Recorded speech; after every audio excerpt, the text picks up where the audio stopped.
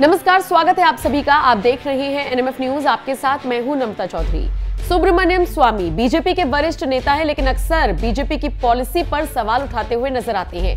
अक्सर देश के प्रधानमंत्री नरेंद्र मोदी की आलोचना करते हुए नजर आते हैं। एक हेल्दी पॉलिटिक्स के लिए कई बार ये सही भी लगता है, लेकिन हर बार सवाल उठाना अक्सर उनको ही सवालों के घेरे में खड़ा कर देता है। और शायद इसीलिए इस बार जब उन्होंने नरेंद्र मोदी और ट्रंप की दोस्ती पर सवाल उठाए तो सोशल मीडिया यूजर्स ने पूछा कि आपका इसमें क्या हित है, हर मुद्दे पर आलोचना करने में आपको क्या मजा आता है। लेकिन ये पूरा विवाद शुरू कहां से हुआ, सुब्रमण्यम स्वामी ने क्यों ब्रिक्स के बाद क्वाड का मुद्दा उठाया, ये आज इस वीडियो में समझने की कोशिश करेंगे। लेकिन उससे पहले जरा ये समझ लीजिए कि पूरा विवाद है क्या।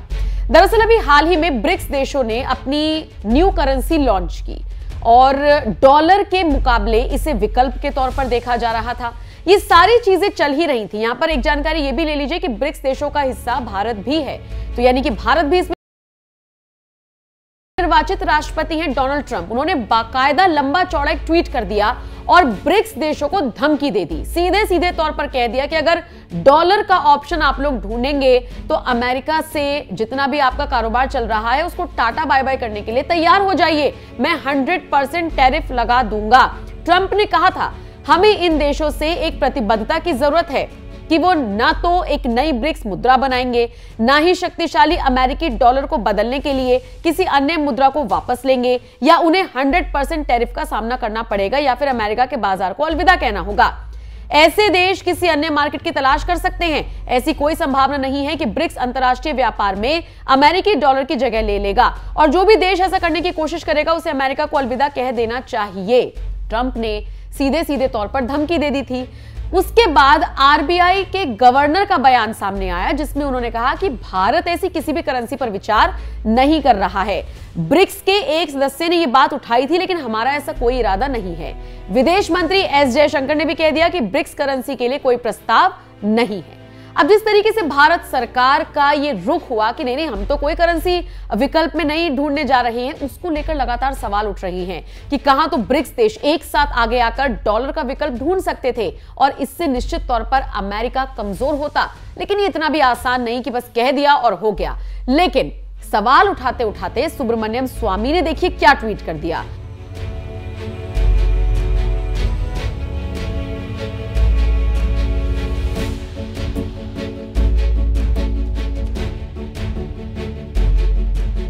अब सुब्रमण्यम स्वामी के इस पोस्ट पर लोग किस किस तरीके के रिएक्शन दे रहे हैं ये मैंने आपको बताया है कि लोग स्वामी से पूछ रहे हैं कि आपको हर चीज में आपत्ति क्यों है।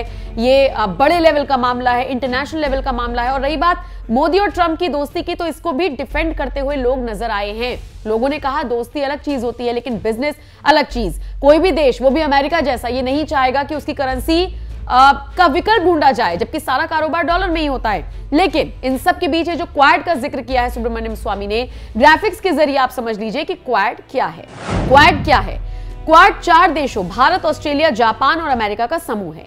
ये इन चारों देशों का एक अनौपचारिक मंच है जहां मिलकर एशिया प्रशांत क्षेत्र की रणनीतिक सुरक्षा और आपसी सहयोग पर चर्चा होती है। इस समूह का मकसद एशिया प्रशांत क्षेत्र में समुद्री सुरक्षा को मजबूत करना है। इसकी शुरुआत साल 2007 में हुई थी, लेकिन एक साल बाद ही 2008 में ऑस्ट्रेलिया इससे अलग हो गया, जिससे ये बंद हो गया। इसके बाद साल 2017 में इसे पुनर्जीवित किया गया।